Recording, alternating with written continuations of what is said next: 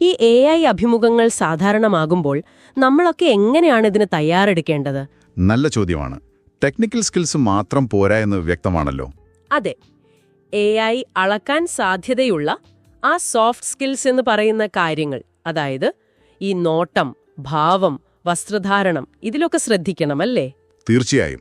ഒരുപക്ഷേ തൊഴിലിടങ്ങളിൽ ഭാവിയിൽ പ്രാധാന്യം ലഭിക്കാൻ പോകുന്ന കഴിവുകൾ ഏതൊക്കെയെന്നതിലും ഈ AI ഒരു മാറ്റം കൊണ്ടുവരുമോ എന്ന് നമ്മൾ ചിന്തിക്കണം. ശരിയാണ്.